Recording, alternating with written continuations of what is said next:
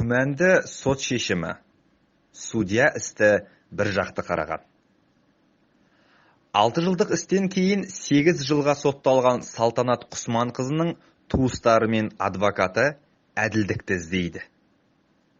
Бүгін Алматы қаласының Атажұрт еріктілері ұйымының офисінде адвокат Айман Омарова, азаматтық белсенділер Қайрат Байтолла мен Ербол Дәулетбек және Салтанат Құсманқызының әпкесі Бағдат Құсманқызының қатысуымен баспасөз мәслихаты өтті.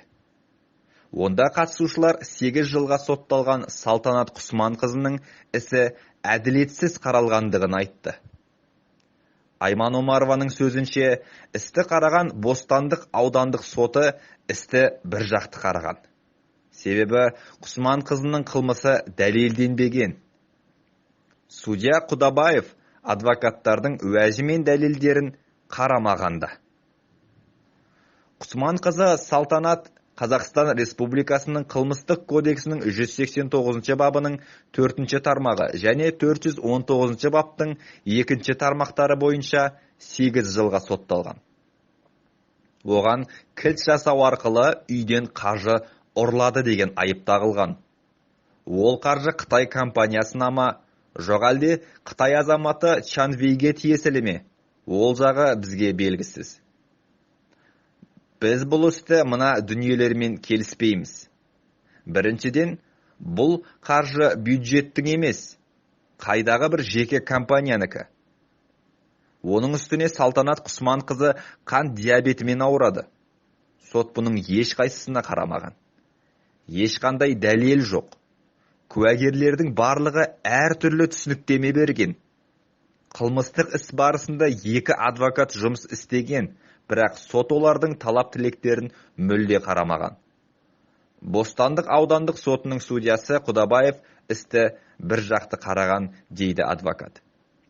Бұдан бөлек Айман Омарованың айтуынша, сотта Құсманқызы істеген компанияда, Асай компаниясында, қара бухгалтерия жұмыс істегендігі дәлелденген. Қылмыстық іс қозғалған уақытта компанияның иесі Асқар Жакулин ауырып жатқан. Ал әйелі Чанвей оның атынан құжаттар дайындап, жұмыс істеген. Кейбір құжаттарға жалған қол қойғанда. Бағдат Құсманқызының сөзінше, сот олар ұсынған құжаттардың барлығын қараусыз қалдырған. Оның үстіне Чанвей күйеуі Асқар Жакулин қайтыс болғаннан кейін 6 ай өтпей жатып, Салтанат Құсманқызының үстінен арыз жазған. Заң бойынша оның бұлай істеуіне құқық жоқ. Заң бойынша компания директоры қайтыс болғаннан кейін 6 айға дейін Чанвей директор бола алмайды. Жакулин ақпан айының 2 күні қайтыс болды. Ал бұл Чанвей барып, наурыздың 16 күні мен директормын деп Салтанаттың үстінен арыз жазады.